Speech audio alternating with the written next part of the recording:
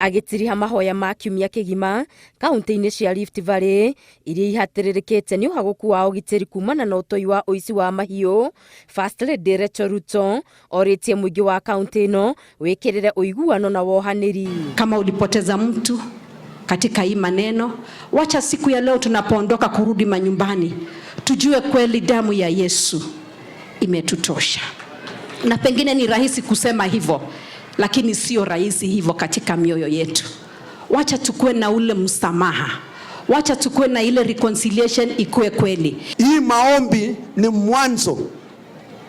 mwanzo ya mambo mazuri katika Northern Rift, na tumeamini, tumeomba na tumekubaliana kwamba tuweka amani sehemu zetu sote na tufanye maendeleo katika jina la Yesu. Uge wa First Lady nĩ ũnyitĩtwo mbaru nĩ atongoria angĩ arĩa morĩtie mũingĩ ũhe mweke honge cia ũgitĩri gwethana na itoi cia ũici wa mahiũ nĩguo ũgitĩri ũcokererie gĩtarũ gĩkĩ. And on behalf of those who have suffered for very many years at the hands of people called bandits,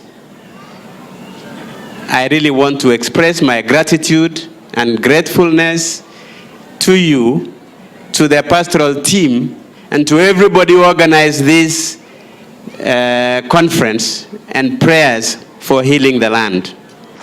Sisi kama walinda usalama tuta build on the foundation that you have laid. Tutajenga kwa msingi ambao umeweka. Ndio ili wananchi wetu waweze kuwa salama. Vile pastor amesema, we will transform you into a good citizen.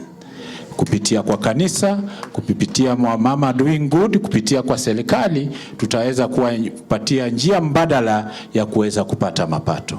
Hĩndĩ ya mahoya maya mũcingo ũmwe nĩ ũneanĩtwo moko-inĩ ma borithi na arĩa marĩ na matharaita o mothe nĩ marathingatwo metĩkĩre kũmaneana kũrĩ rũhonge rwa borithi. Fotera Inoro TV, Geto Wangari Maria wa Mũigana.